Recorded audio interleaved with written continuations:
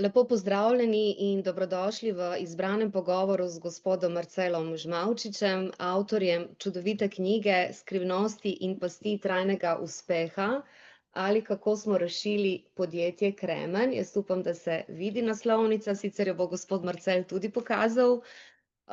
Gospod Marcel je torej podjetnik in vizionar, ki je skupaj s svojo ekipo prehodil zahtevno pot, od trenutkov, ko je podjetje stalo na robu propada, do časa, ko je Kremen postal primer odgovornega vodenja, trajne rasti in novih priložnosti.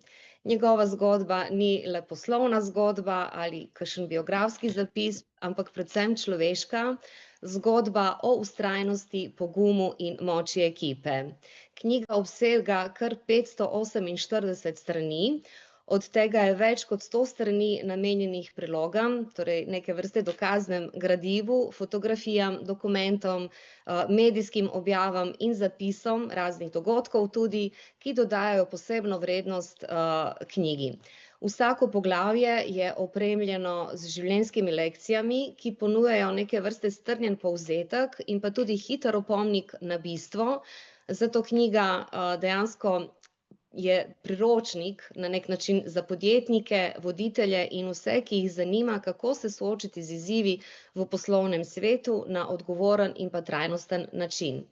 Gospod Marcel, lepo pozdravljeni in dobrodošli v Klubski center Izbrano z Mirelo. Ja, dober dan, hvala. Pa jaz predlagam, da začneva kar na začetku. Torej, kdaj je dozorela odločitev, da zgodbo podjetja in svoje izkušnje zapišete v knjigo?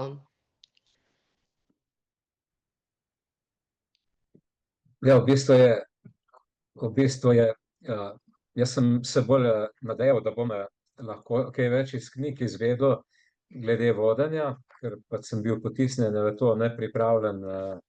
In potem, ko sem videl, kako se teorija in praksa razhajata, to je bilo že kmalu po kakšnih 2 letih vodenja, sem v bistvu si zadal za nalogo, če preživim, da bom v bistvu opisal tiste stvari, ki se mi zdi, da so precej drugačne kot v nekih knjigah, kjer je veliko teorije, da bi mogoče kdaj kakšnemu prav prišlo, če bo imel podobne izkušnje, kot sem jih imel jaz. Tako da praktično že zelo dolgo nazaj, ampak potem sem tudi stvari že malo pripravljal sistematično, tako da mi ni bilo težko to napisati. Ste pisali s srcem, ne? Tako da pol lepo teče. Ja, sem, ja. Zdaj, če pogledamo, v bistvu mogoče še eno vprašanje, preden gremo se poglobiti v samo vsebino. Kaj bi rekli, komu je knjiga namenjena in zakaj menite, da je zdaj pravi čas za to zgodbo?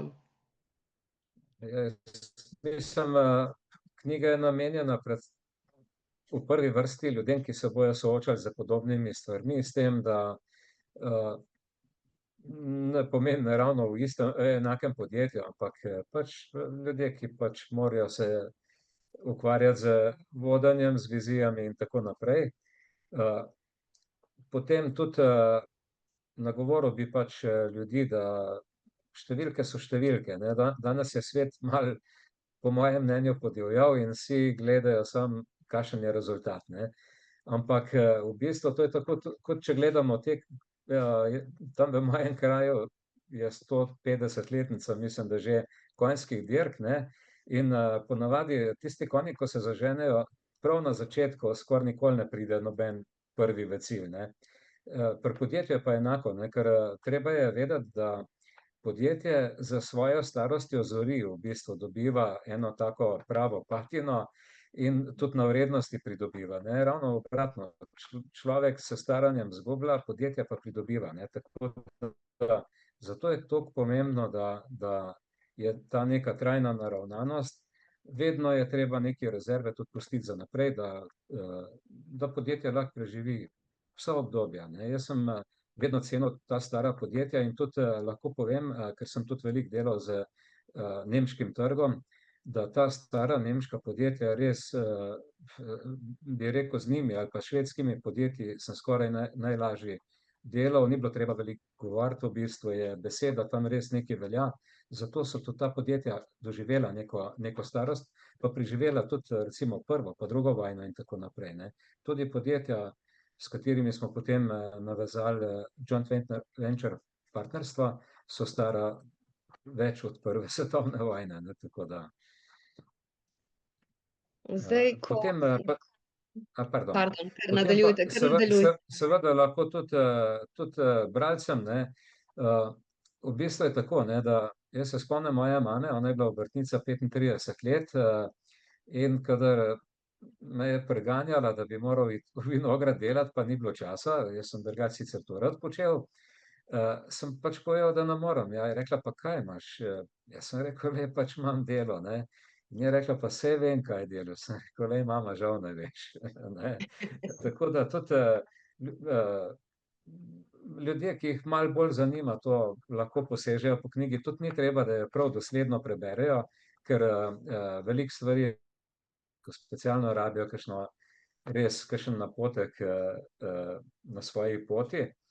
Drugače pa se mi zdi, da je za take knjige, ki so resnične, je vedno pravi čas, ne. Ker to je bilo res ta zgodba seveda ni popolna, je pa resnična, ne. V bistvu vse, kar not piše, se je tudi v resnici zgodilo, ne. No, saj to je tudi dejansko zelo opazno, torej ko beremo knjigo, čutimo, da je v njej zelo veliko iskrenosti in to je tudi največja vrednost, ker edino tako se lahko učimo, a ne, iz izkušenj nekoga, ki je dal vse te faze čez. Zdaj pa, če nas odpeljete v tisti čas, mogoče, ko je bilo najtežje. Kdaj ste vedeli, da je treba nekaj spremeniti?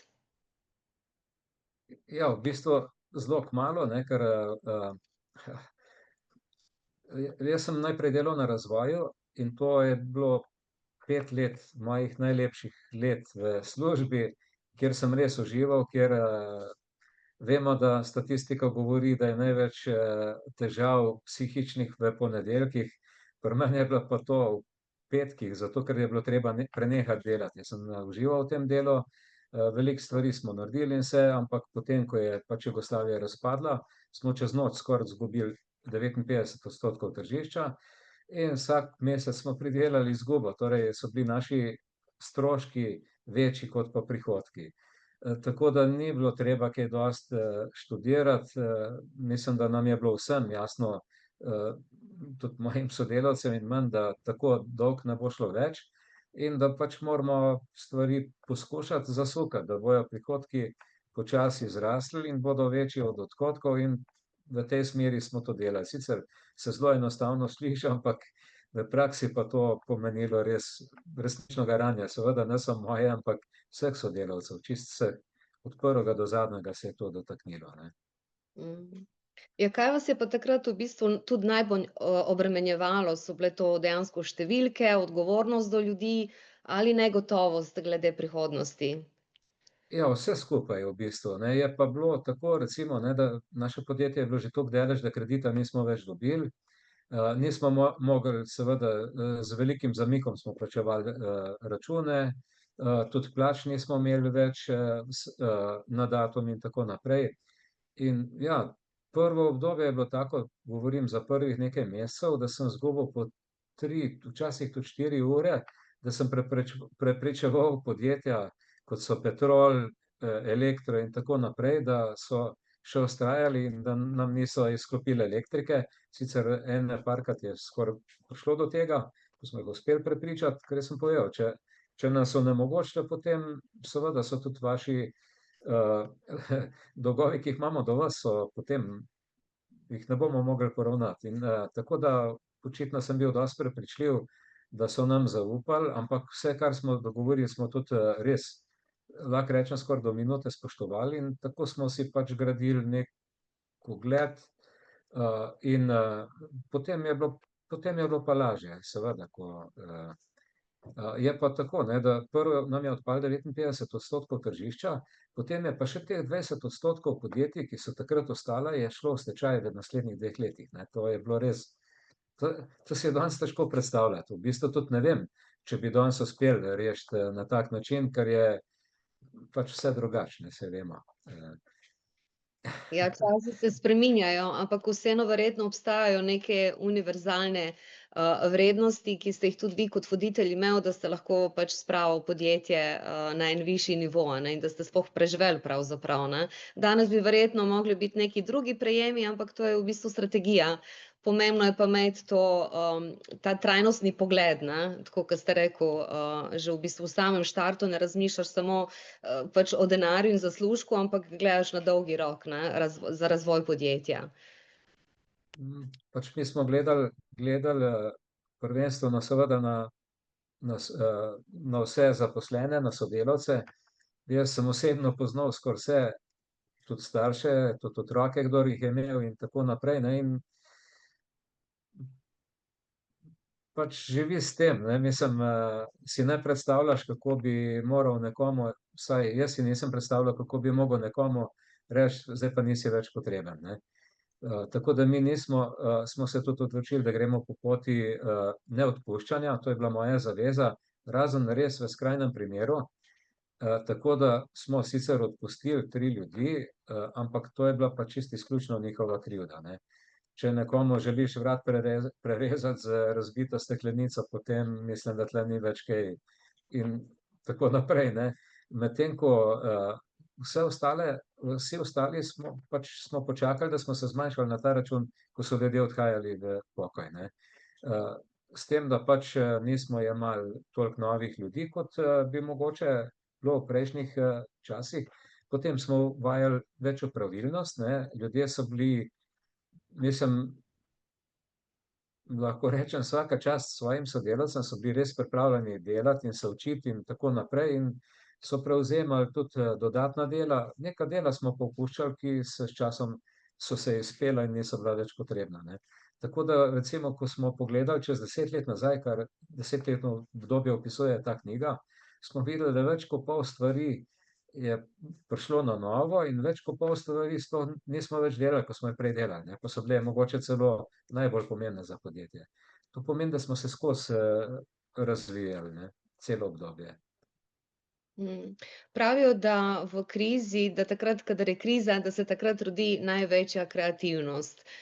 Kaj je bil pravzaprav vaš prvi korak, da ste obrnili smer v tistih težkih časih? Ja, v bistvu je seveda, kadar imamo težave, takrat možgani malo drugače delajo, z večjo brzino in tako naprej, ne, in, ja, v bistvu smo kar veliko stvari, smo videli, da mogoče, če bi jih malo drugače delali, ne bi za veliko več dela, bi lahko mogoče tudi, prišparali kakšen strošek, recimo bom rekel samo elektriko. Mi smo imeli veliko, oziroma podjetje še vedno ima ogromno elektromotorjev in tako naprej, je velik porabnik, energentov in elektrike. In če samo malo spremeniš, recimo, da delaš s polno paro, potem, cel mesec prenehaš delati, s tem prišparaš, na električni konici, ko je bila takrat za nas, ne vem, 10 000 mark nemških, ne. To je bilo takrat za nas ogromen denar. Govorimo zdaj za 30 let nazaj, ne. Vemo, da je kakšna je bila inflacija in vse in tako naprej, ne. Tako da, cel kup takih prejemov je bilo. Zanimivo je bilo potem, recimo, ko smo imeli, joint venture z enim nemškim podjetjem, govorim pol že o kasnejšem obdobju, oni so prvi tak šok doživeli leta 2008, ko je prišla tista svetovna kriza. Do takrat mi je rekel direktor, on je bil že 23 let, je rekel: "Nobeno leto nismo šli nazaj, vsako leto smo več prodali kot preteklo leto." Takrat so pa imeli tako krizo, da so morali, takoj so uvedli 4-dnevni delovnik in tako naprej. In me je prosil za en dan, za en termin, da bi šla midva skozi, ker je pač vedel, kaj smo mi dali čez takrat, ko je Jugoslavija razpadla, pa smo izgubili trg in sva šla čez vse te ukrepe in mi je bilo zanimivo, da je kar velik del teh ukrepov so tudi, Nemci implementirali. To se pravi, da je bilo tudi za nemško tržišče, so bili nekateri ukrepi, pravi, ne.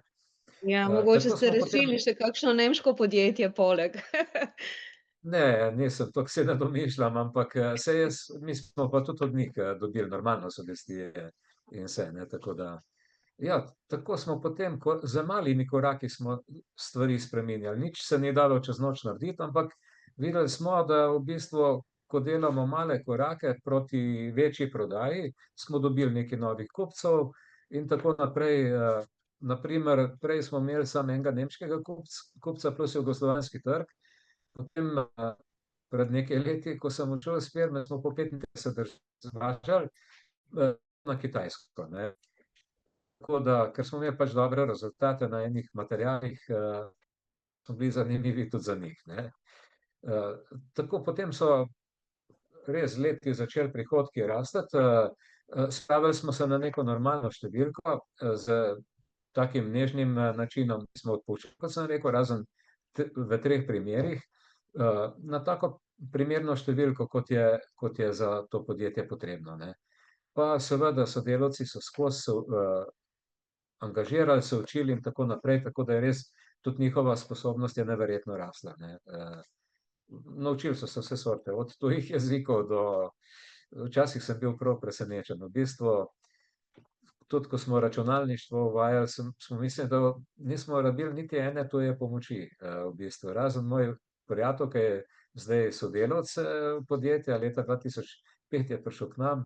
On je edini, ki nas je učil, vse ostalo so sodelavci sprejeli čisto tako, čez noč, bom rekel, ne. Pa je računalniško znanje dosti na visokem nivoju v podjetju, tudi danes.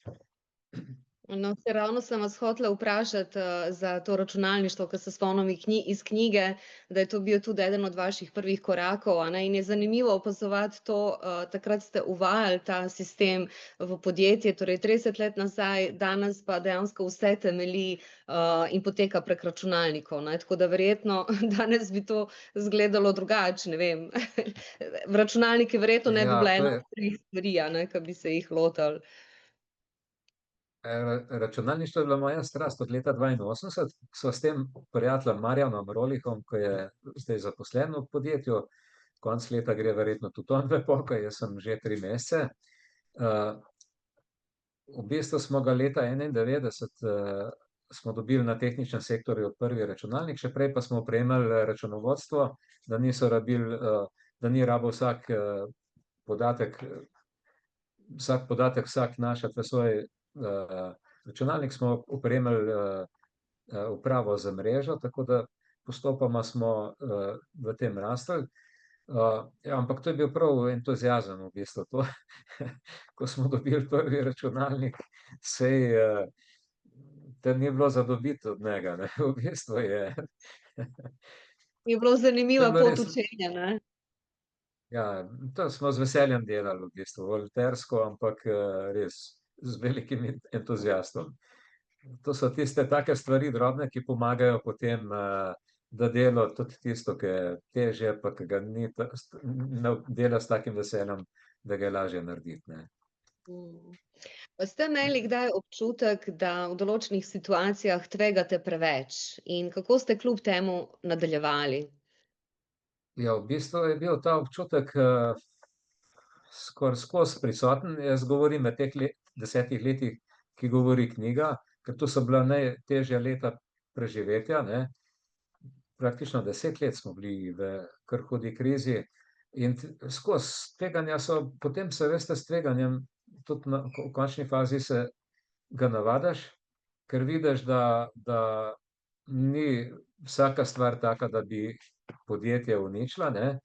Veš, da pač na neki način bomo obvladali tako ali drugače s skupnimi močmi in tako naprej, z veliko medsebojno podporo. Je pa bilo recimo, ko pa smo prenehali delati s steklarno, ki je včasih predstavljala celo 70% posla podjetja, takrat je bilo, ampak nismo imeli kaj drugega. Mi v bistvu, če bi nadaljevali, bi imeli še za ene 3 leta, bi lahko delali, potem pa definitivno bi bilo konec. In mi smo videli, da je tudi bilo konec z njihovim hrvaškim podjetjem, ki je dobavljalo, mi smo dobavljali za belo embalažno steklo, oni pa za obarvano. In v bistvu niso poskrbeli za vse te stvari, pač delali so do konca in niso uspeli niti odkupiti novih zemljišč, niti raziskovati in tako naprej, in so čez noč ukinili, ker zmanjkalo je surovine in, in je bilo konec s podjetjem. In ko sem jaz to videl, Jasno, da me je bilo strah, sem videl, da smo mi na isti poti, ne. Uh, in to zelo hitro drvimo. Zdaj, ko so oni odnehali, to se pravi, od nas bojo še več zahtevali, materiala bomo še prej končali. Naredil sem pa eno veliko napako, ker sem tudi, veste, steklarna je hotela imeti najboljšo kvaliteto po najnižji možni ceni. In to je bilo, v bistvu nam je šlo toliko na knap, da tudi pospraviti nismo mogli terena za njimi. Mi smo potem še dolgo, ker še z njimi nismo več delali, sanirali zemljišča čisti iz drugih poslov. In normalno, mislim, vedno smo bili skromni pri cenah, ampak s temi ceni mi se ni dalo več delati. In skozi so nam grozili s konkurenco, in jaz sem pa tudi povedal, da mi pač razvijamo določene stvari na ognjevarnem področju in da sem prepričan, da ne bomo več tako dolgo od njih odvisni.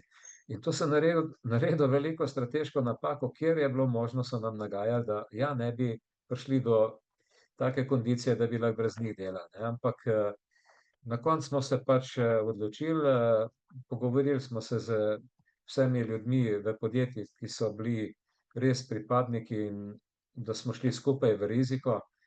Pritiski so bili tudi znotraj, da ne vemo, kaj delamo v tem smislu od nekaterih, ampak smo zdržali. To je edinič, kar sem vodil podjetje, da sem zažmal, kar bo pa bo, ne. Mislim, ni bilo druge. V resnici bi konec sem malo zamaknili, ampak no, ampak tako smo preživeli, v bistvu podaljšali življenjsko dobo, se vmes razvijali, dobili kar lepe rezultate na trgu, lepe reference in tako je šlo podjetje naprej. Mm. Zdaj, če pogledamo, v bistvu podjetje, ki se na neki način pobira in spreminja v bistvu in dviguje na noge, je zagotovo ekipa oziroma zaposleni so ključnega pomena. Kako ste poskrbeli, da so ljudje ostali motivirani in povezani, čeprav je bilo zelo težko? Ja, v bistvu je to je treba pogledati na podjetje kot tako, kakršno je bilo. Vsako podjetje ima neke specifike in v našem podjetju je bila tudi ta sreča v bistvu, da je veliko družinskih članov, nekateri so bili druga generacija, imamo pa tudi že tretjo generacijo je bila v podjetju in ti ljudje so bili veliki pripadniki, že zaradi svojih staršev in tako naprej, ko so to delali pri podjetju in sploh niso razmišljali o čem drugem kot to, da se borili. Tako da v bistvu je ta pripadnost je bila res enormna. Mislim, mi tudi praktično nismo imeli nobene fluktuacije, v bistvu nihče ni šel stran zaradi ali pa tudi se niso, bi rekel, ustrašili, čeprav je res, so imeli takrat tako nizke plače, da je mene je stiskalo pri srcu, ampak tudi jaz sem imel nizko, ampak nekateri so imeli seveda še dosti nižjo, so imeli družine, to je bilo res, ampak glejte, v bistvu skupaj smo zdržali, podpirali smo en drugega, tudi smo se znali tudi poveseliti, drugače kot danes, takrat je bilo še vedno nekaj romantike, tudi pri poslu, kar jo verjetno danes manjka, pa je zelo potrebna. Ampak potem, ko so pa ljudje videli, da skupno vizijo smo naredili, se itak smo spravili to tako čez, da smo se strinjali za tem, kaj bomo v nadaljevanju počeli, in ko pa ljudje vidijo rezultate v bistvu in vidijo tudi, da je to tudi njihov prispevek, se brez ekipe ne gre. Mislim, to je škoda misliti, da en človek lahko veliko naredi, ne. Skupaj pa lahko se veliko naredi, ne. Ko so videli, da to ima neki smisel, potem je motivacija sama pride, ne. In potem, ko ljudje s tem prevzemajo čedalje večje odgovornosti in tisti strah premagajo, ne, od začetka je vedno strah odgovornosti, ampak jaz sem vedno poudarjal, pri nas napake ni nikoli prepovedano narediti. Ni jo pa dovoljeno ponavljati, vedno se treba iz nje nekaj naučiti, ampak strogo je bilo pa prepovedano nedelo, ne. Če je bil pa kdo tak, da ne bi delal zato, da ne bi napake naredil, tega pa nismo prenašali, ampak ne samo jaz, noben, tudi ostali sodelavci, ne. A lahko mogoče delite en tak primer, kjer je vaša ekipa zaposlenih pokazala to izjemno zavzetost, in vas tudi na neki način mogoče presenetila? Ja, v bistvu je presenetili so me večkrat. Jaz sem imel to metodo, ker skozi me je bilo nekako strah, ker stvari so šle naglo naprej in dostikrat tudi ni bilo časa prenesti na sodelavce vsega. In me je bilo strah, recimo, čisto tako, iskreno povem, če se mi kaj zgodi, na primer, ker sem bil veliko na cesti, ni bilo prenešenega vsega tega, kar bi moralo biti. In jaz sem se največkrat, če je bilo le možno, sem se konec leta, to se pravi tam okoli Božiča, sem dopust vzel, prej mi ponavadi ni ratalo in sem tudi pol prvi teden ali pa prvih 10 dni januarja, ki je bila nekako bolj mrtva sezona, ampak to je bil meni test, da sem videl, kako sodelavci funkcionirajo in sem bil presenečen, vsako leto je bilo boljše. Presenetili so me pa velikokrat, v bistvu je tudi, na primer, ko je bil obisk, ko smo joint venture naredili z nemško firmo, ki je bila takrat stara, ne vem, 114 ali nekaj takega let, so v bistvu, vsak mesec smo tudi poročila pisali od leta 2004 naprej, vsak mesec, samo dvakrat v vseh letih smo skupaj združili v 2 meseca, drugače pa mesečno. In smo tudi pred obiski, recimo, sem pač povedal, kdo pride in tako naprej, dal tudi kakšno sliko, tako da so ljudje že vedeli, ko je človek prišel, so ga že poznali in tako naprej. In sta bila prav Nemca, to je bil gospod Steiner, ki je bil generalni direktor EKV Eisenberg, pa njegova pomočnica sta bila čist iz sebe. Mislim, podjetje je bilo, toliko so ga očistili sodelavci, da bom rekel, kar sijalo je se skoraj, no. Mislim, vsi so bili v čistih delovnih oblekah in to in sta bila toliko presenečena, nista mogla verjeti, ne. Seveda je treba vedeti, da zahodnjaki so mislili, da smo mi veliko bolj daleč nazaj za njimi, kot smo mogoče bili v resnici, ampak sta bila res prav frapirana in to je bila tudi en dodaten korak k kasnejšem tem joint venture, ko smo ga naredili. Tako da v bistvu, glejte, vsak po svojih močeh se je presenečen sem bil pa velikokrat, mislim, strojnika, recimo, Gorenc Stone, ko je bil na Mirni, on je delal, ko smo raziskovali, recimo, ravno z Martinom, ko zdaj posluša, smo skupaj raziskovali po gozdu, on je s tem strojem delal, kot da ima podaljšano roko, mislim, to, ko umetnik, razumete, mislim, ko to take stvari vidiš, da ima vse skupaj nek smisel, v bistvu, da se ta znanja razna koncentrirajo, širijo, potem tudi novi se naučijo in to je to. Zdaj, iz vaše zgodbe je resnično čutiti, da vodenje ni le v številkah, a ne, ali pa o številkah. In kaj po vašem mnenju loči odgovornega vodjo od tistega, ki ga vodijo zgolj neki kratkoročni rezultati, recimo?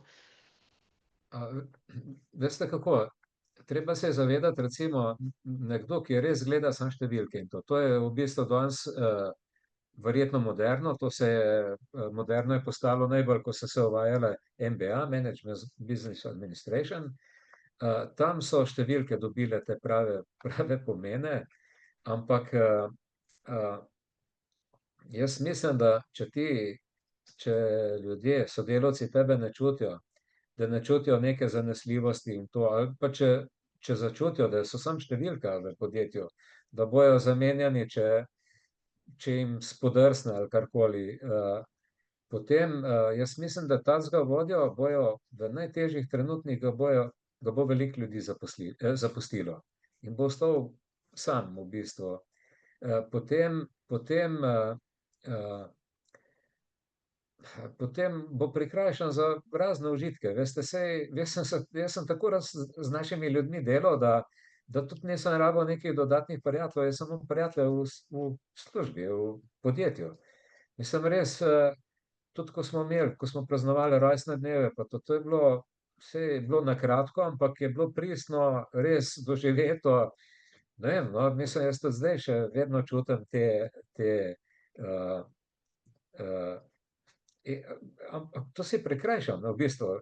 Kako pa izgleda življenje brez vseh teh dobrot, mislim, ker življenje je kratko in v bistvu to je ne veste, meni niso ostale številke, pa smo imeli tudi kar nekaj dobrih rezultatov, s katerimi mogoče je kdo rekel, moramo iti malo ven v javnost, pa jaz to nisem nikoli dovolil, zmeraj rekel ne, ker nikoli ne veš, kaj pride. Lepo, da nam je uspelo, upam, da nam bo tudi naprej. Nikoli se nisem dovolil, da bi se kdorkoli hvalil. Ampak manj so ostali te pristni odnosi, ko smo imeli. Ne. To mi smo, vsako leto smo šli tudi na izlet, šli smo v tujino, tako da smo videli, ker s tujino smo čedalje več delali, Slovenija je enostavno veliko premajhna za tako podjetje. In mislim, to so bile take res doživete zgodbe. Žal je tudi lansko leto smo imeli Martina Lužarja, ki je bil strojnik pri nas, pa delal je tudi njegov brat, pa njegova žena, pa dela v podjetju njegova hči in sin.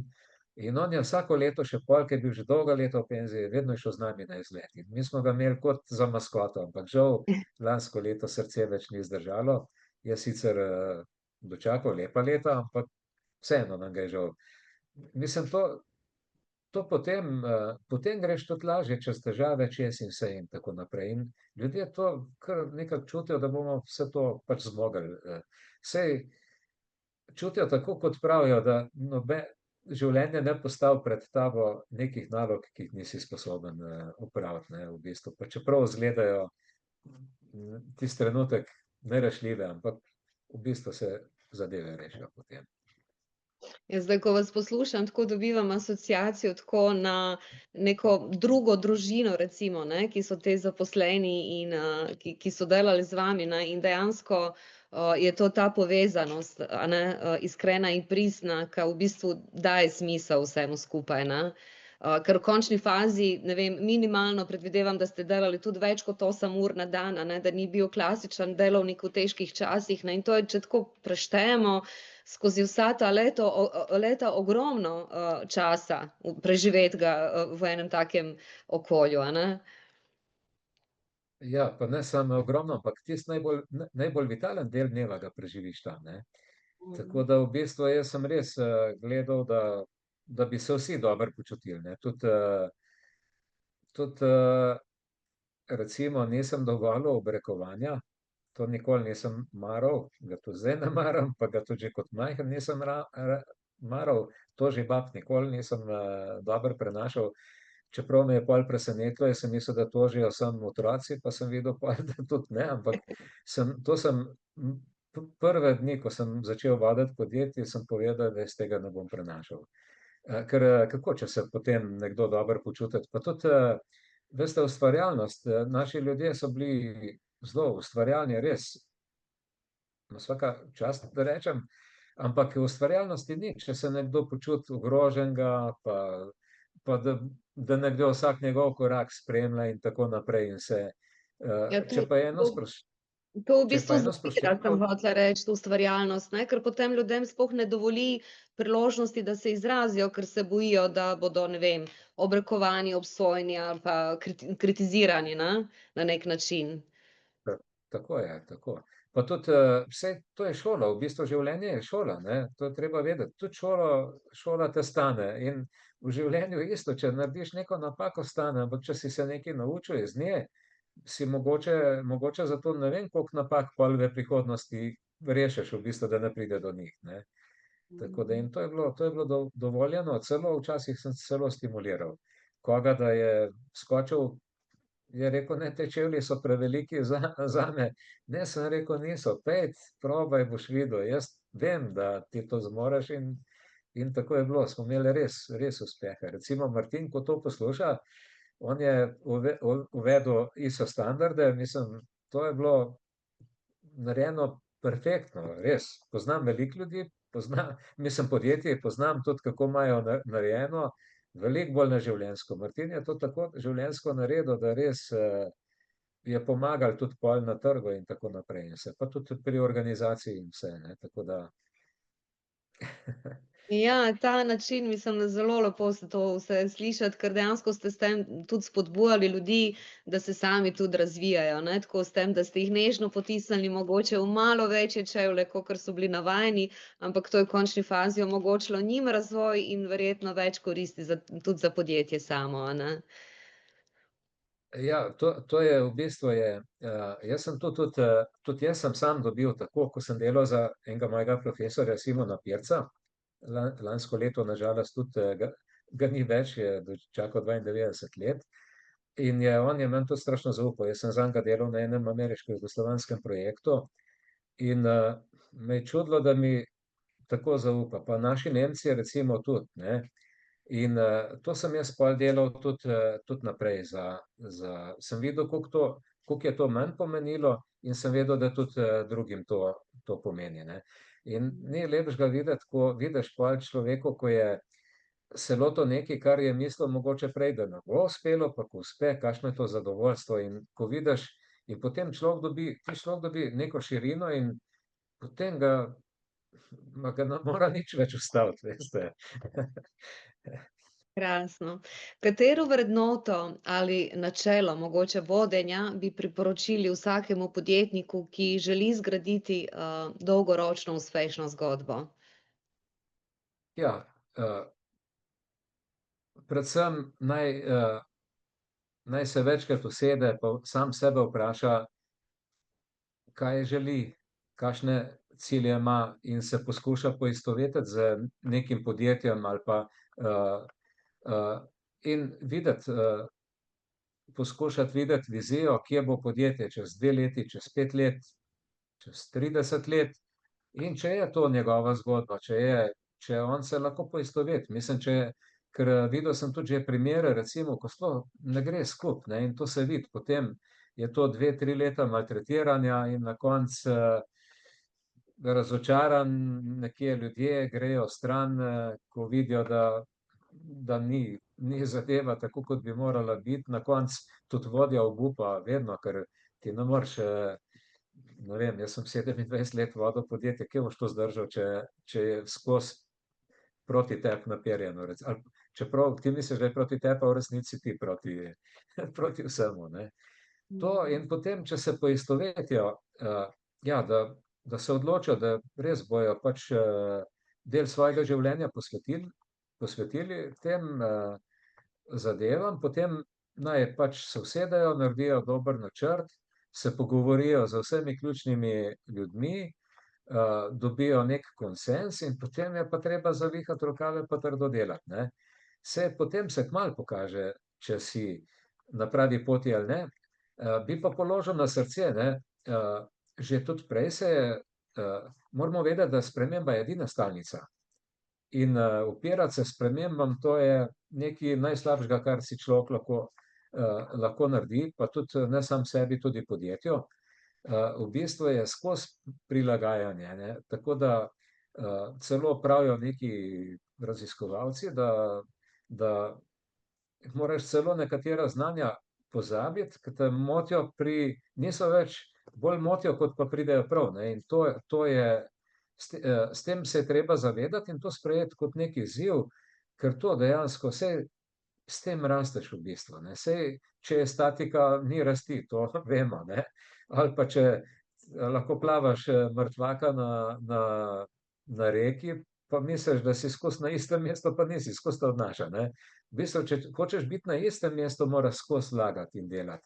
Če pa hočeš napredovati, kar smo mi pa želeli, mi smo bili, pač zaradi, določenih, zgodovinskih, neuspehov podjetja, ko sem jih v knjigi omenil, kot je bila steklarna in tako naprej, dolga leta ni bilo večjih investicij in smo bili res podhranjeni. To se pravi, smo morali ujeti korak, da bi bili sploh, na nivoju tistega časa, ampak ker je bila pa konkurenca, ki je bistveno večja od nas, pa kar veliko let pred nami, smo pa hoteli še konkurenco loviti.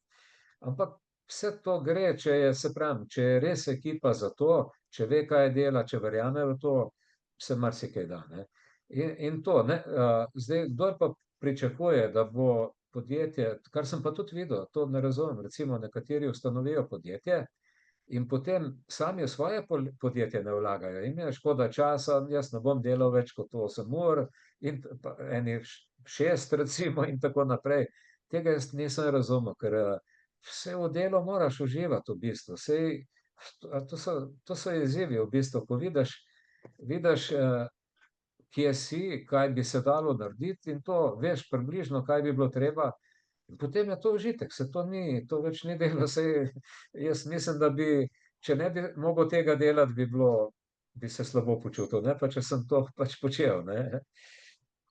No, saj ravno sem vas hotela vprašati to, če lahko recimo to zgodbo o podjetju Kremen, ke je bilo veliko podjetje in je veliko podjetje, lahko preslikamo torej tudi na ta manjša podjetja danes, ke je zelo prisotno veliko samostalnih podjetnikov, z manjšimi podjetji, ne.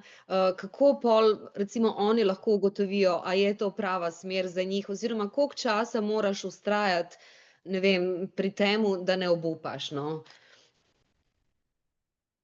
Ja, jaz mislim tako, ne, da v enem letu se mora pokazati, ali je smer prava ali ni prava, ne. V bistvu saj že vmes narediš določene korekcije, ne. Skozi korigiraš, saj tudi, cesta na vzhod levo in desno, pa gor pa dol, pa ampak na koncu pridemo in nič drugače ni v podjetništvu, ne.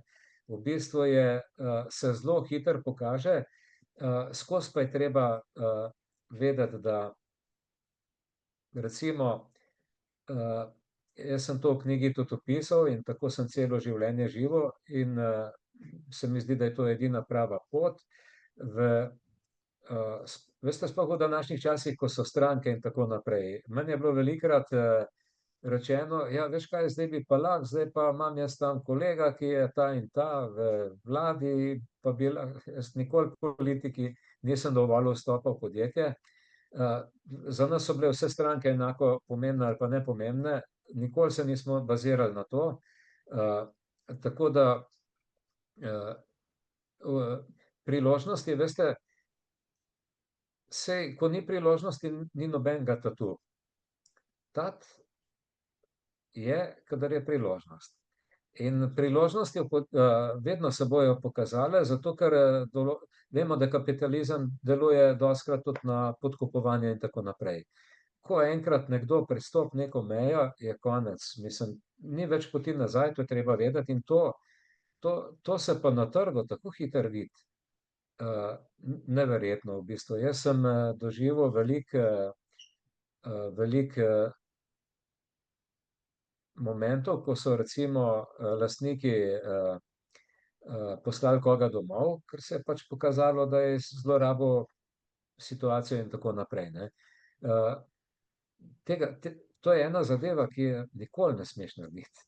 Ko enkrat narediš, je tako, veste, ko riba tudi prime na dobro vabo, ampak potem je na trnku, je konec, ne. Je odvisno od ribiča, kaj bo z njo naredil, ne. To se pravi, moramo vedeti, da je poštenje na prvem mestu. To se v resnici v svetu tako ceni, malo stvari ima tako ceno kot poštenje.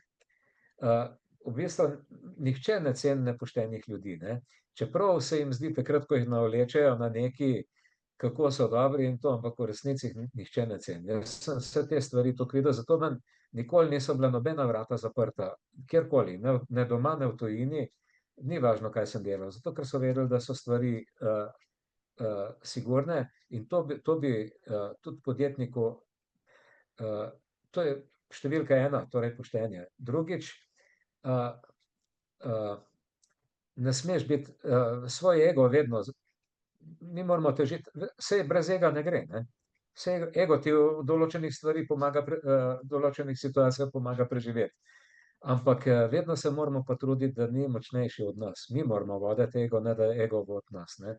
To se pravi, nikoli, sami ste verjetno bili priča mnogim podjetnikom, ko ima dosti denarja, se spremeni pa postane važen, pa ne vem kaj. A imate radi take ljudi? Najbrž Mislim, da ne, jih ne. nihče nima rad. Ja, ampak to so stvari, ki jih je treba na dolgi rok paziti. Potem normalno, da si odprt do ljudi.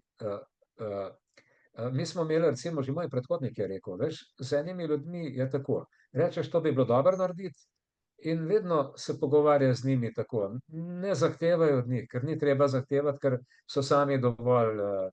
Enim ljudem pa rečeš, to moramo narediti, od enih je treba pa zahtevati, pa še težko naredijo, ne. Ampak, predvsem se moraš truditi, da imaš čim več onih ljudi, ko ni treba tako govoriti, ne. To je tudi ena zelo pomembna zadeva, ne. Torej, eh, obdati,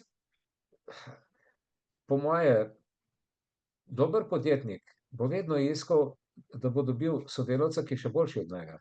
Ali pa vsaj potencial boljši, ne, saj pač normalno, nekdo, če ima več izkušenj, ga ne bo nekdo prehitel, ampak da dobi človeka, ki je res dober potencial in naj ne skrbi, da ga bo prehitel. To je samo plus. Medtem ko nesposobni ljudje se vedno obdajajo z nesposobnimi in to je takoj obsojeno na propad, ne. Taka stvar nima neke dolgoročne perspektive. To bi bila tudi ena taka, bi rekel, sugestija za, saj mislim, da ste rekli 3 ali več. Ja, no, saj jaz bi vas lahko poslušala do jutri, ker tega nikoli ni preveč. Primanjkuje nam tega v današnjem času, na žalost. Ja, v bistvu tiste osnovne stvari so najbolj pomembne v resnici, ne. Veste, neka nadgradnja, če ni dobrega temelja, ni nič vredna, ne.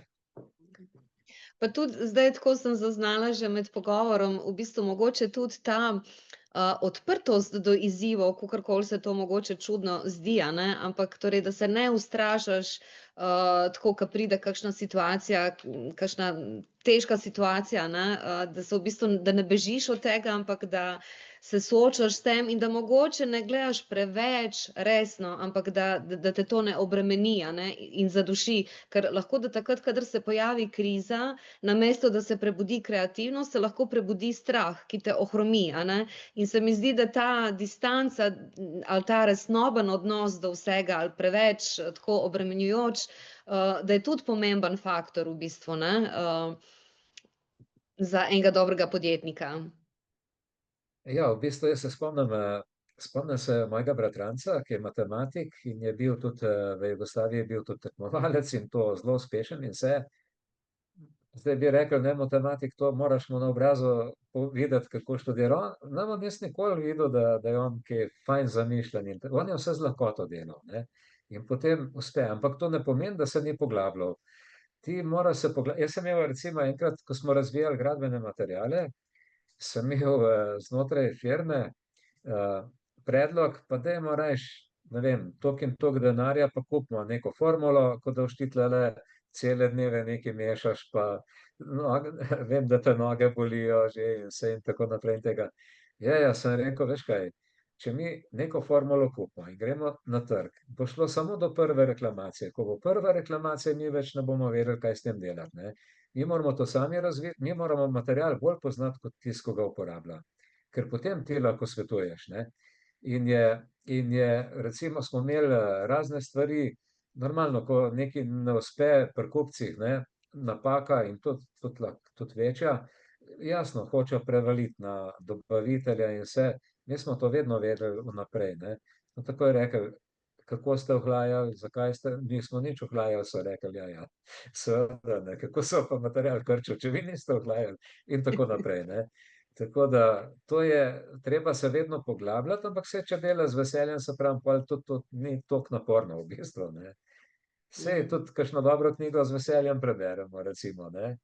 Če pa ni v redu, pa se lahko trudimo, pa jo ne vem kolikokrat odpremo, pa ne bomo prišli čez, ne. Na koncu jo odložimo, pa pozabimo na njo.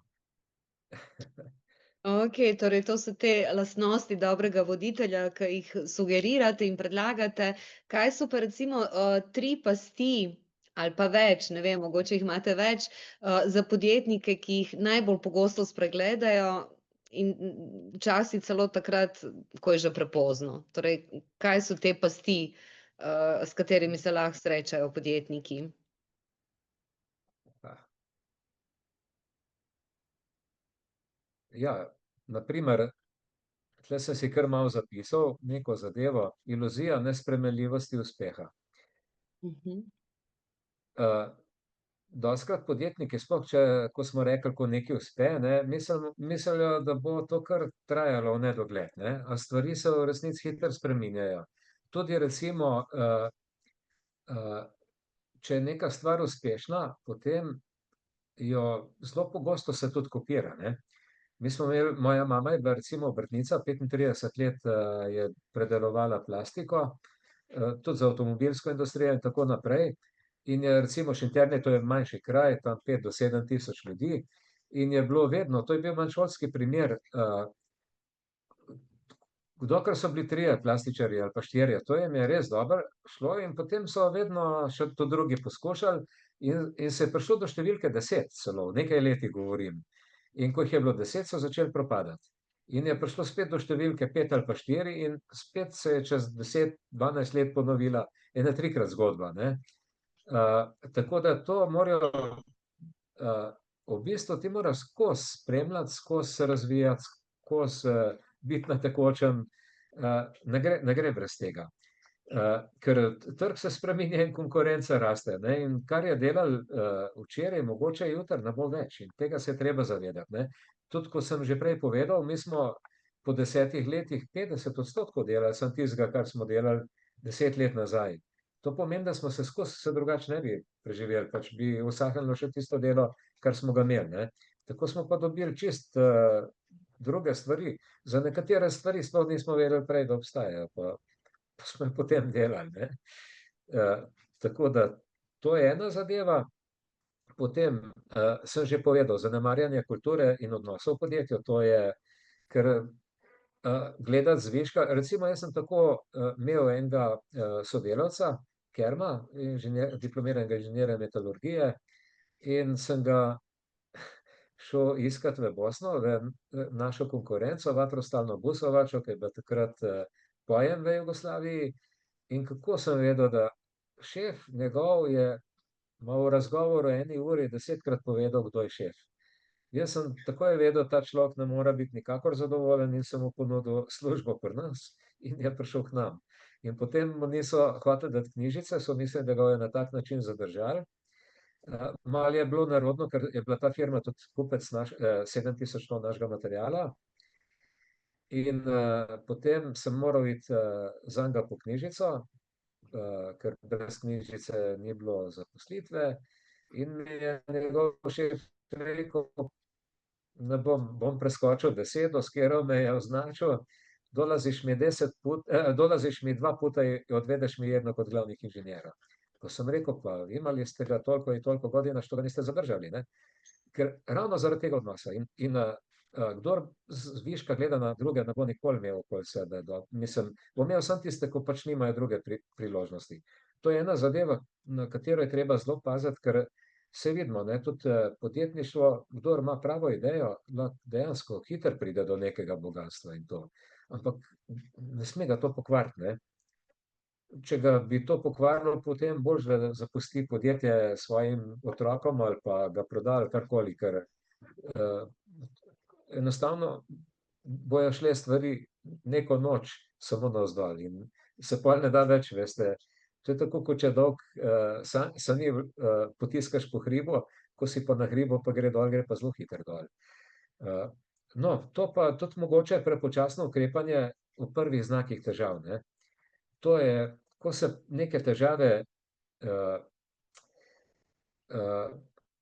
ko jih že zaznamo, ne, v bistvu jih je treba kar hitro analizirati, kaj lahko to predstavlja za podjetje, ali je to nevarnost ali ni, oceniti v nekih kategorijah, zdaj kdor ima standarde, se to zelo hitro da tudi v neke odstotke spraviti, kakšen odstotek nevarnosti lahko povzroča to za trenutno stanje ali pa bodoče stanje podjetja, ne. To je in ne računati, da se stvari kar same rešijo, se ne. Ponavadi, meni je recimo rekel tehnični direktor, ko me je vzel v podjetje, zdaj še vedno sva prijatelja, ampak on je že 25 let v penziji, je enkrat rekel, ja, pa ti greš kar v ogenj. Jaz sem rekel, drago, ja, kako pa češ? Saj drugače bo vse pogorelo. Na tak način je treba, to mislim, da so te 3 stvari. Vse potem ostalo pa, če to gre, potem tudi ostalo gre.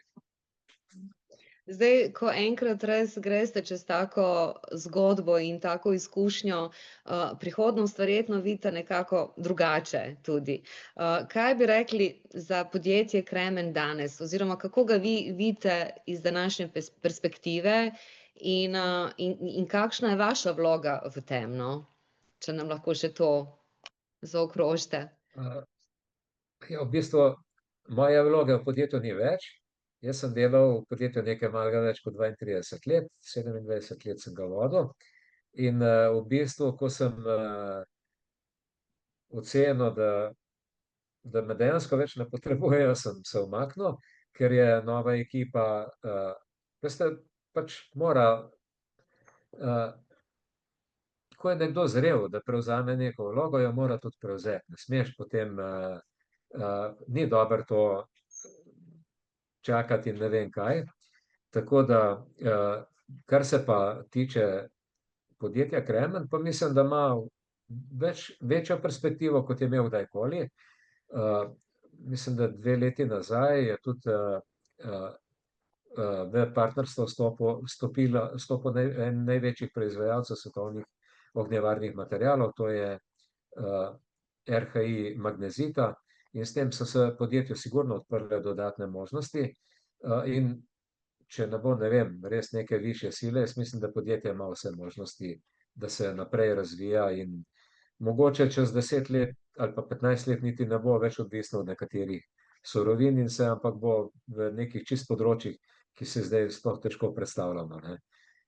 Podjetje ima neko vlogo v svetu, je prepoznavno kot pošteno podjetje, ki ne zlorablja situacij na trgu. Ve se, da se podjetje zna boriti, da je trden partner vedno vsem kupcem, kar je izjemno pomembno. V tej panogi je v bistvu kupci in dobavitelji smo bili po 20 in več let skupaj, se ne menja kar tako. Težko je noter prideti, ampak potem, če si res dober partner, pa lahko stane za vedno, ne. Zdaj pa še mogoče za en tak zaključek, približujemo se koncu najinega pogovora. Če bi moral bralec iz knjige odnesti le eno sporočilo, a bi lahko to zajeli v enem sporočilu? Lahko tudi kakega več. Kaj bi to bilo? Ja, v bistvu, da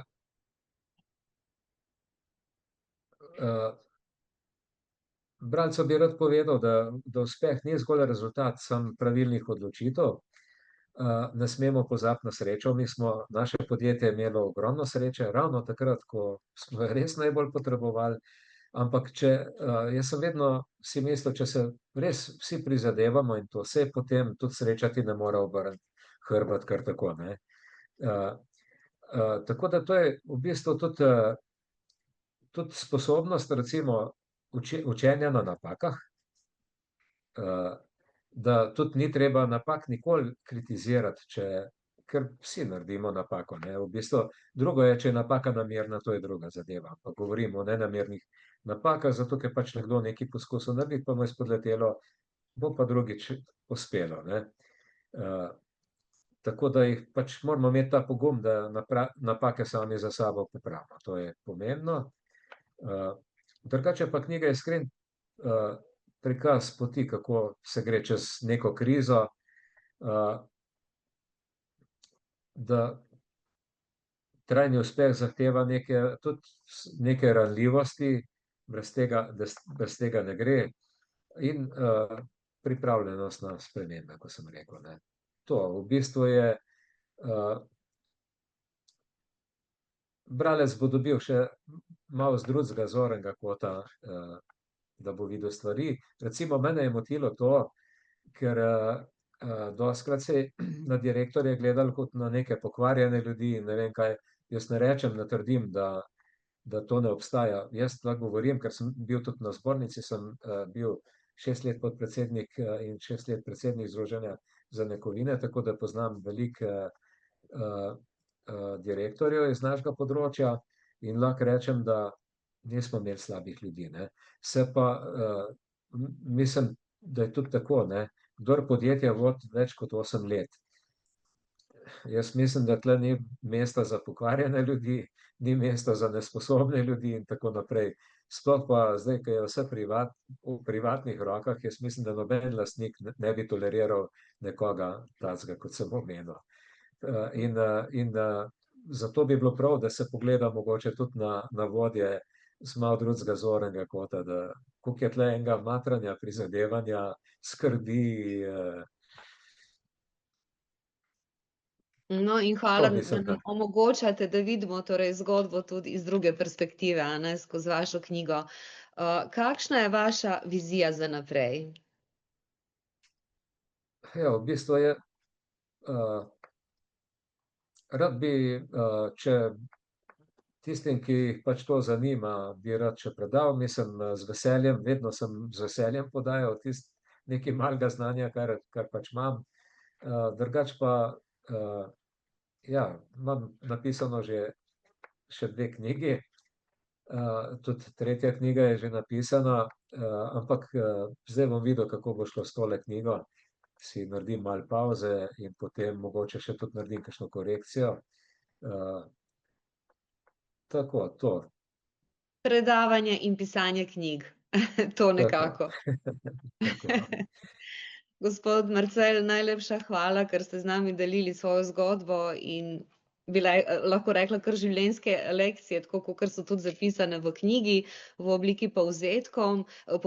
Vaša knjiga je resnično navdih, za vse nas, za podjetnike, za voditelje in pravzaprav za vse, ki se ne bojijo soočati z izzivi, pa tudi za tiste, ki so na začetku svoje poti.